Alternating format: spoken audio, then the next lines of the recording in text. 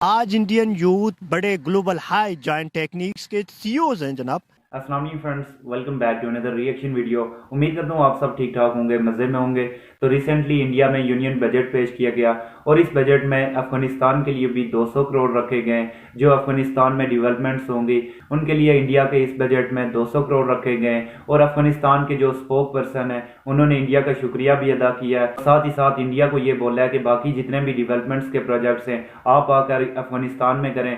तो अफगानिस्तान की हालत भी काफ़ी ख़राब थी, लेकिन जब से अफगानिस्तान ने इंडिया के साथ एक अच्छा रिलेशन रखा है उसके बाद अफगानिस्तान भी एक बेहतरी की तरफ जा रहा है और काफ़ी तरक्की करता हुआ नजर आ रहा है। तो अगर पाकिस्तान का रिलेशन भी इंडिया के साथ या फिर अपने नेबर कंट्रीज के साथ अच्छा होता तो क्या पाकिस्तान की आज ये कंडीशन होती? इस पे पाकिस्तान की पब्लिक क्या कहती है और आपकी क्या राय, अपनी राय कमेंट्स में जरूर बताएं। तो चलिए आज की इंटरेस्टिंग वीडियो करते हैं स्टार्ट और वीडियो के लास्ट में मिलते हैं। Here we go. अस्सलाम वालेकुम। वालेकुम सलाम। आपका नाम? असलम नज़र। असलम नज़र। आपका नाम? कंबर अब्बास। आपका नाम? सैयद मोहम्मद अली। क्या करते हैं आप? पहले मैं पढ़ा रहा था वर्ल्ड टाइम्स एकेडमी में। अभी आजकल तो कोई एग्ज़ाम की सीएसएस की देने हैं, उसके लिए मैं प्रिपरेशन कर रहा हूँ। सीएसएस मतलब कॉम्पिटिटिव एग्जाम और पाकिस्तान का सबसे टॉप 3 एग्जाम। बड़ा मजा आने वाला है आपसे बात करके, क्योंकि मेरा टॉपिक भी ऑलमोस्ट वर्ल्ड अफेयर्स के हवाले से है। पाकिस्तान की अगर बात करें, नेबर्स के साथ रिलेशन क्यों दिन ब दिन खराब होते जा रहे हैं, खास तौर पे अफगानिस्तान के साथ? देखो, इसमें हमारी भी कुछ गलतियां हैं। जो हम अपनी सिक्योरिटी जो स्ट्रेटेजिक डेप्थ पॉलिसी है उसको भी हमें चेंज करना है। और इसके साथ जो हमने तालिबान को पहले भी बड़ी सपोर्ट की थी कि तालिबान आएंगे हम आज़ादी से छुटकारा पाएंगे, इट मीन कि इसका मतलब ये हुआ कि हमारी जो put our house in orders, अभी हमारे सिक्योरिटी जो एक्सपर्ट हैं वो यही बात कर रहे हैं कि अब हम जो हमने पॉलिसी बनाई थी नेशनल सिक्योरिटी पॉलिसी की, we will go from geo strategic to geo economy, लेकिन एक साल गुजरने के बावजूद मुझे कोई प्रैक्टिकल स्टेप नज़र नहीं आ रही है। हाँ, देखने में ये आ रहा है कि मुस्लिम कंट्री भी है, अफगानिस्तान नेबर कंट्री भी है, हमारे साथ रिलेशन खराब है। लेकिन इंडिया की बात करें, उन्होंने 200 करोड़ उन्हें दिया है डेवलपमेंट के लिए, मतलब उनके साथ रिलेशन बेहतर होते नजर आ रहे हैं आपको? देखो, फिलहाल तो इंडिया की तो ये है कि उसकी और पाकिस्तान और इंडिया के अफगानिस्तान के रिलेशन में बराबर के, पाकिस्तान और अफगानिस्तान के रिलेशन में टेरिटोरियल इश्यूज भी हैं। हम उसको इंडिया से कंपेयर नहीं कर सकते, सही है ना। और इसके अलावा पाकिस्तान जो कि मोस्टली जो टेररिज्म एक्टिविटीज़ है पाकिस्तान अफगानिस्तान पे ब्लेम करता रहा है, इससे भी हालात ख़राब हो। एक ड्यूरेंट लाइन की वजह से एक जो कि रिसेंट वेव ऑफ टेररिज्म जो पाकिस्तान में बढ़ गया है, इसमें पाकिस्तान की सिक्योरिटी और पॉलिटिकल इस्टेब्लिशमेंट की तरफ से इंडिया की तरफ उंगली, अफगानिस्तान की तरफ उंगलियां उठाई हैं, जबकि इंडिया का और अफगानिस्तान के साथ कोई ऐसे इशू नहीं है जिनके ताल्लुकात में कोई हाड़े आ जाएं। इसीलिए ये जाता है कि इंडिया जो है वो इस्लाम के या मुस्लिम कंट्रीज के थोड़ा एंटी है, या उसे हमें यहाँ पाकिस्तान में ये बताया जाता है। मैं ओवरऑल बात नहीं कर रहा, लेकिन अफगानिस्तान के साथ, बांग्लादेश के साथ उसके ताल्लुकात क्यों ठीक है? ईरान के किसी मुल्क का कोई मजहब नहीं होता। अब ये मजहब यूज की, जैसा कि आप उसको सऊदी अरब को देखें, आप यूएई के देखें, अब्राहम अकॉर्ड्स के बाद जो उन्होंने इसराइल, क्योंकि मुल्क अपने इंटरेस्ट को देखते हैं। अब मुल्क की कोई मजहब नहीं होता, चाहे वो इंडिया का अफगानिस्तान से हो या ईरान से हो, जहां उनका मुफाद हो वो अपने ताल्लुकात बनाते हैं। अब लेकिन हाँ, बहुत से कंट्रीज हैं, हम तो ये कहते हैं ना, इस्लामिक कंट्री, मुस्लिम ब्रदर, इस्लामिक रिपब्लिक। एक तो इस्लामिक और रिपब्लिक दोनों अलग चीजें हैं, लेकिन फिर भी हम हर जगह पे इस्लाम को, या मतलब वो क्यों इस तरीके से ले आते हैं? देखो, इसमें हमारे इस्लाम, एक तो ये कि हमारे लीडरशिप ने बहुत से सिविल मिलिट्री, अगर हम लीडरशिप देखें, अपने कुछ पर्पस के लिए भी इस्लाम बहुत यूज़ हुआ है। इसकी वजह से ये दुनिया में हर जगह भी, आप बहुत से ममालिक में, और इवन पहले अगर आप देखें मज़हब कहीं भी हो ये यूज़ हुआ है।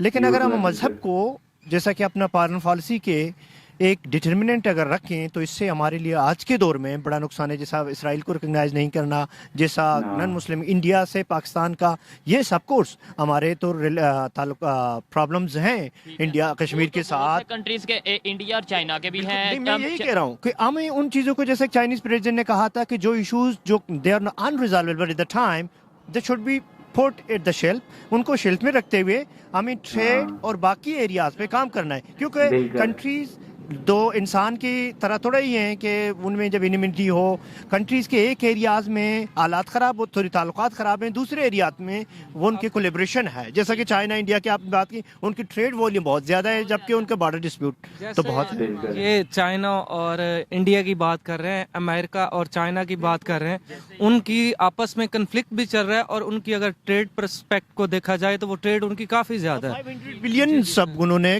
क्रॉस किया है। हमने क्यों डेडलॉक कर दिया जी, हम बात भी नहीं करेंगे, हम बिल्कुल रिलेशन भी नहीं बेहतर करेंगे। और दूसरे नंबर पे आप मेरे से ज्यादा जानते होंगे, टीचर हैं आपके, हमें ज्यादा नुकसान हुआ या इंडिया को मेरे ज्यादा? ख्याल में सबसे बड़ा नुकसान हमें हुआ है, क्योंकि एक वर्ल्ड बैंक की रिपोर्ट के मुताबिक पाकिस्तान और इंडिया के दरमियान 37 बिलियन पोटेंशियल है ट्रेड का। अब इंडिया को डॉन आर्टिकल में के मुताबिक इंडिया को south African countries Latin American south American countries में बिजनेस करते हुए पाकिस्तान से 20% भी चीपर पड़ते हैं।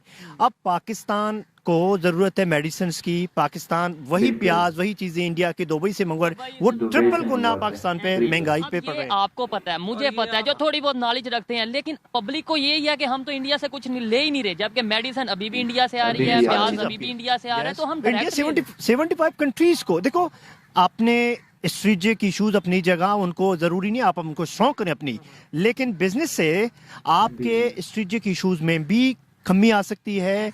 आपके लोगों के दरमियान जो पाकिस्तान इंडिया के लोगों के रिश्तेदारियां भी हैं आपस में, people to people yes connection होगी, इसमें वो नफरतें हैं वो कम हो जाती हैं और ताल्लुकात भी बेहतर होते जाएंगे। लेकिन इसका मतलब भी नहीं है कि आप अपनी सिक्योरिटी को कंप्रोमाइज करो, अपनी सिक्योरिटी को भी स्ट्रॉन्ग करो, जो कि पूरी दुनिया में ये चीजें हो रही हैं। हमारी फॉरेन पॉलिसी में कौन सा ऐसा ड्रॉबैक है, कौन सी ऐसी कमी है जिसकी वजह से हम ना तो ईरान से रिलेशन बेहतर कर पा रहे हैं? आपने पढ़ा होगा कि उन्होंने भी Yes, हमें कह yes, दिया कि आप इंटरनेशनल कोर्ट पे जाएंगे, 18 बिलियन का फाइन करेंगे। Yes. ना अफगानिस्तान हाँ, के साथ नहीं, रिलेशन, ना बांग्लादेश थोड़ा बेशक दूर है लेकिन उसके साथ भी हमारे किसी देखो, के साथ। सबसे बड़ी बात यह है कि हमारी foreign policy we have been dependent on because of our growing economic Wars.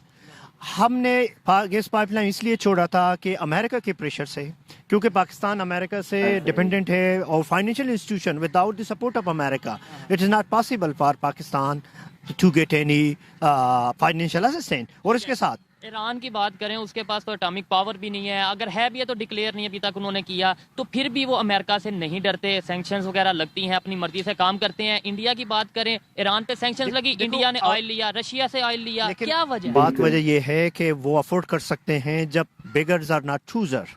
सबसे तो यहाँ तो मेरे कंक्लूजन ये है कि ईरान की जो हर चीज़ है वो इंडिजीनस है, उनकी अपनी हर चीज़ अपने ही पैदा होते हैं। हमारे पास जो कि we use to export even wheat, जो गंदम एक ज़माने में, अब तो एग्रीकल्चर के वास्ट एग्रीकल्चर के होने के बावजूद अभी हम गंदम और प्याज भी इंपोर्ट कर रहे हैं। इस बासमती का वो पेटेंट भी वो लेने लग गए थे, और जब इशू बहुत ज़्यादा सोशल मीडिया पे उठा तो हमें ख्याल आया कि ये चावल तो हमारा है मगर इसका पेटेंट इंडिया के पास जाने वाला है। तो ये फिर उनकी कामयाबी समझे हम, या क्या समझें कि भाई वो आपने प्रॉब्लम को हाईलाइट किया, क्या इसका सलूशन? सबसे बड़ी बात ये होती है कि हमें फॉरेन असिस्टेंस से रिलाई करने के बजाय जो हमारे इंडिजिनस सोर्स ऑफ इकोनॉमिक हैं, जैसे एग्रीकल्चर को हमें मैकेनाइज करना है, उसको इम्प्रूव करना है। हमारे पास एक पोटेंशियल यूथ है, 65% है, उसको हमें स्किल देना है। यूथ की मसला ये है, अवेयरनेस नहीं है, हमें पता ही नहीं है। इसकी जिम्मेदारियां जाती हैं हमारी लीडरशिप पे, they have never focused on social sectors. Youth की आपने बात किया, वो तो ब्रेन ड्रेन हो रहा है, तेजी से बाहर जा रहे हैं, रिपोर्ट का पता होगा 8 लाख के करीब। जो जिनके पास थोड़े बहुत स्किल है वो बाहर चले गए हैं, और जिनके पास स्किल नहीं है it means yes it become liabilities. अब इसकी वजह यह है कि हमारी अभी भी हमने होश के नाखून नहीं लिया। हम मसलों को हल करने की बजाय हम जैसा कि जैसे एक आर्टिकल कल लिखा था, उन्होंने कहा था अ पर्सन नीड सर्जरी, अगर उसको सर्जरी की ज़रूरत है आप उसको मेडिसिन देते हुए क्यों 10 साल तक चलाते हो? वो सेहतियाबी नहीं होगा, आप डायरेक्टली सर्जरी करें। यहाँ रिफॉर्म्स की ज़रूरत है। आपके जो 36% जो इकानमी है अनडॉक्यूमेंटेड जो बिग फिश है दे आर इन्वॉल्व, आप उसको इट इज़ नॉट ईजी। जो आपने देखा पिछले साल जो इमरान खान की रजीम में शबर ज़ैदी को उन्होंने लाया था, आप उसने हालात को देखते हुए कि ये सारे वही लोग हैं जो देयर एलीट कैप्चर स्टेट उसको कहते हैं, they always been against the reform, उन्होंने छोड़ के चला गया था। उनकी सख्त जरूरत है, ऐसे लोगों की भी हमें वैसे तो सख्त जरूरत है। इनसे बात करते हैं कि आप बताएं, आप भी थोड़ा सा हम कंट्रीब्यूट करेंगे इनको भी, बताएं इंडिया कैसे, कौन सी ऐसी पॉलिसी है, बिल्कुल हमारा नेबर है, 1947 में सफर भी साथ शुरू किया, आज वो कहां से कहां, और आबादी इतनी ज्यादा, दुनिया की पहले नंबर पे आबादी हो गई है, फिर भी मैनेज कर रहे हैं, क्या वजह? एक तो उनके जो इंटरेस्ट हैं, ठीक है, स्टार्ट पाकिस्तान और इंडिया को अगर कंपेयर किया जाए तो उधर जो डेमोक्रेसी सिस्टम है, ठीक है, वो रिलेटिवली हमारे से बहुत बेहतर है, ठीक है। उधर जिस तरह हमारी जो डिपेंडेंसी पॉलिसी थी, ठीक है, उनकी रिलेटिवली कम थी, ठीक है, उनमें पॉलिटिकल इंजीनियरिंग बहुत कम थी जो कंपेयर टू पाकिस्तान है। तो में अगर बात करें वहाँ पे भी काफी हद तक यूथ है, आपको नहीं लगता उनकी यूथ में और हम जो यूथ हैं काफी फर्क? बड़ा फर्क है। जब आपने फर्क ये है कि 1945 में नेहरू ने पूरा आईटी सेक्टर लगाना शुरू, आईटी को पूरा एजुकेशन, हायर एजुकेशन को प्रमोट किया। आज इंडियन यूथ बड़े ग्लोबल हाई जॉइंट टेक्निक्स के सीईओज हैं जनाब। ये तो पता है 1945 में नहीं 55 से शुरू करते हुए फिर उनको जब इंदिरा गांधी राजीव गांधी ने उनको बढ़ाया, और ये बात बड़ा मशहूर है कि वहाँ आईटी सेक्टर्स ओपन कर रहे थे, हम यहाँ मदरसे खोल रहे थे। अब तो अभी भी हमें यही कहा जाता है मदरसा एजुकेशन ताना। देखो हमारा मतलब ये नहीं है कि आप अपना मजहब के एजुकेशन है उसको भी साथ लाते जाएं, लेकिन आपकी जो नीड है, जो हायर टेक्नोलॉजी है, और हमारी जो लिटरेसी रेट, इवन जो एजुकेटेड तबका है, हमारी education sector the quality is highly poor.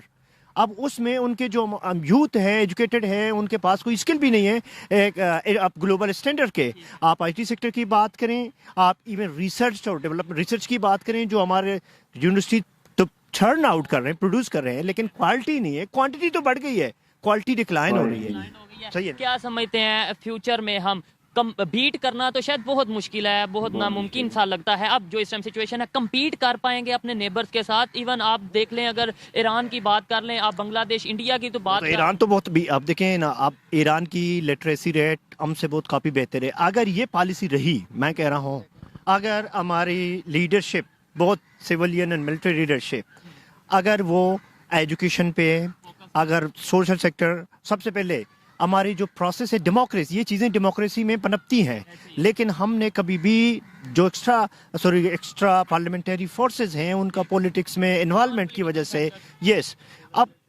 आपके जो हमारे सिविल मिलिट्री तो पाकिस्तान की पब्लिक की राय आपने जानी, और मेरा ये ख्याल है कि पाकिस्तान की पब्लिक, आप किसी से भी अगर आप ये सवाल पूछें कि इंडिया के साथ पाकिस्तान का रिलेशन अच्छा होना चाहिए या फिर अपने नेबर कंट्रीज़ के साथ एक अच्छा रिलेशन होना चाहिए, तो यकीनन वो यही बात बोलेगा कि सिर्फ इंडिया के साथ नहीं बल्कि अपने जितने भी नेबर कंट्रीज़ हैं उनके साथ एक पाकिस्तान का एक अच्छा रिलेशन होना चाहिए। लेकिन पाकिस्तान के जितने भी पॉलिटिशियंस हैं उनको ये बात समझ नहीं आ रही कि अगर पाकिस्तान का रिलेशन अपने नेबर कंट्रीज़ के साथ अच्छा रिलेशन होगा तो यकीनन पाकिस्तान भी ग्रो करेगा, पाकिस्तान भी तरक्की की तरफ जाएगा। रिलेशन बेहतर होगा तो पाकिस्तान भी अपने नेबर कंट्रीज़ के साथ, पूरी दुनिया के साथ मिलकर चल सकता है। तो मैं इस बात से 100% एग्री करता हूँ। अगर पाकिस्तान का रिलेशन इंडिया के साथ, अपने नेबर कंट्रीज़ के साथ, अफगानिस्तान के साथ या फिर किसी दूसरे नेबर कंट्रीज़ के साथ अच्छा होता पाकिस्तान का रिलेशन, तो पाकिस्तान की कंडीशन आज कुछ और होती। पाकिस्तान की आज जो कंडीशन है इससे तो बेहतर पाकिस्तान की कंडीशन होती। अगर ये कंडीशन होती तो आप सबसे पहले आपकी हेल्प अपने नेबर कंट्रीज़ करते। पाकिस्तान को अपने नेबर कंट्रीज़ के साथ एक अच्छा रिलेशन रखना होगा।